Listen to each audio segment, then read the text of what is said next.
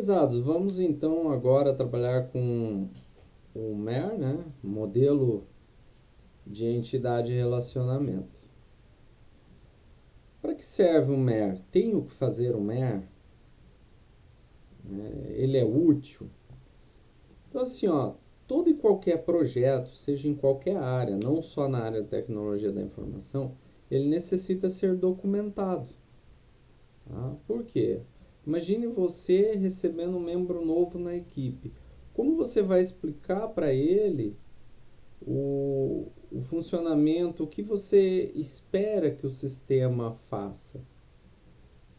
Então você precisa nortear esse novo membro e para isso existe a documentação. E quando se fala de banco de dados, aí nós temos o MER, que é o mais utilizado, né? E tem que ter regra, via de regra, né? Não exceção, não é exceção, é regra, tá? Então, para entender um pouquinho melhor nas palavras de grandes autores, então aqui eu vou citar o Piccioliani, que diz o seguinte: o MER, também conhecido apenas como modelo de dados, é a principal documentação de um banco de dados. São relacionadas as entidades, relacionamentos e atributos. Aquilo que eu já falei, né? Tem que ter. E o MER, ele tem algumas técnicas para você trabalhar. Então, vou citar a primeira, que é mapeamento de banco de dados. A primeira, ela é como se fosse descrita, né? Então, você vai olhar ali, você vai ver o usuário, é o nome da entidade, abre e fecha parênteses. E daí temos ID, vírgula, nome. Esses são os atributos, são os campos de uma tabela. Tá? O ID tem um sublinhado, por quê? Porque ele vai ser o índice, vai servir de índice, é a chave primária dessa tabela. Nós temos ali também o carro, uma outra entidade. E entre parênteses, ou seja, os campos que compõem a tabela carro, é o campo ID, marca e modelo. ID, novamente, como chave primária, ou índice. Só que o mapeamento de banco de dados, ele não é uma documentação, uma técnica que vai permitir uma visão melhor do banco. Né? É uma visão abstrata ali. Né? O que vai permitir uma visão melhor é o DER e o modelo lógico. Então vamos partir para o DER agora. Através do DER, nós temos entre retângulos as entidades, usuário e carro.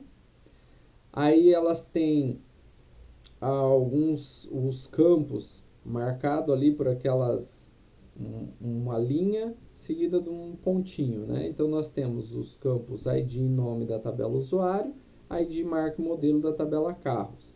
Percebam que o ID está de cor azul, ou seja, é um atributo diferenciado, é a nossa chave primária. Entre essas duas tabelas há um relacionamento, há um losango chamado possui. Ou seja, o usuário possui carro, o carro possui usuário. E nós temos as cardinalidades.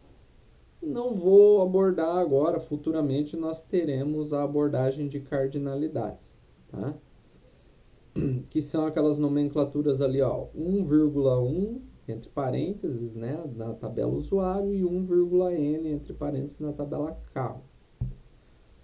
Então, através do DER, já é possível ver a cardinalidade, já é possível ver o relacionamento, já temos uma visão mais ampla desse banco. E ali, um modelo lógico, né, mais abaixo, que daí nós temos uma tabela, literalmente dizendo, né, uma tabela. Percebam que o cabeçalho é o nome da tabela, ó, usuário e a outra carro. Tem um desenho de uma chave de cor amarela, douradinha, isso significa que é a chave primária dessa tabela.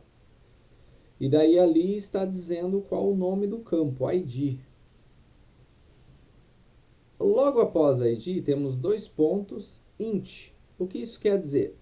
Quer dizer que nós estamos determinando qual vai ser o tipo de informação, qual é o tipo de dado que será inserido nesse campo.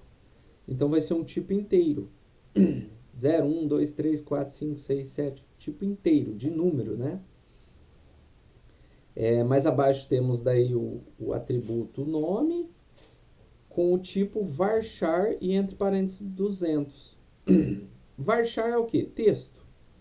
E os 200 ali entre parênteses significa que são 200 caracteres. Isso inclui espaço, inclui caractere especial, enfim. Temos 200 caracteres para utilizar nesse campo. Nos é permitido isso. Ao lado da tabela cardinalidade, novamente, é a mesma, né? Porque eu utilizei o mesmo modelo de diagrama de relacionamento, eu fiz o modelo lógico. Eu converti para o modelo lógico. Então, ele está mantendo a mesma estrutura.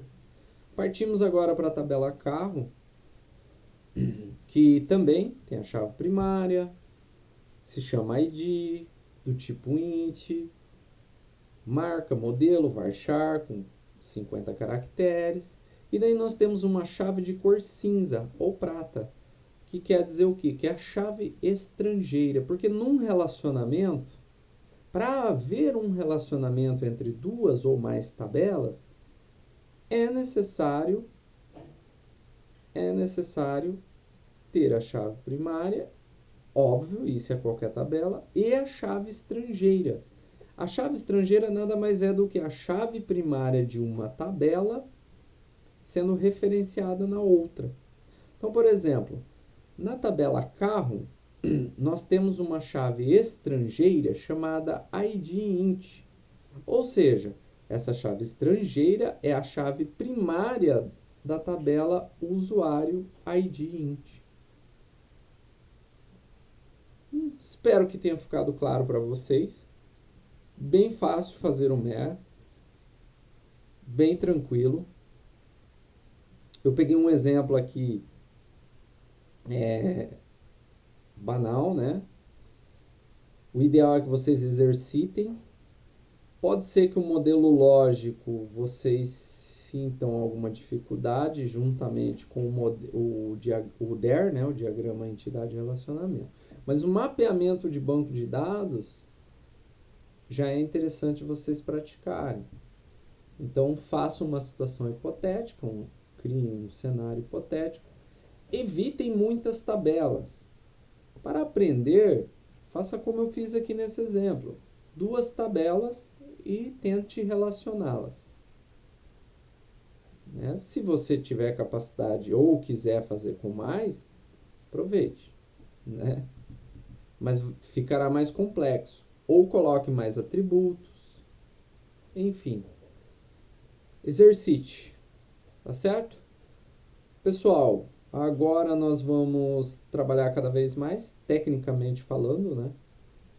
Então, na próxima aula, vou mostrar para vocês como baixar o programa apropriado para elaborar esse tipo de atividade, né? Você pode fazer em qualquer programa. São formas geométricas, né? Então, você tem ali losango, retângulo, um risco. Qualquer programa que permita você fazer isso, você pode fazer.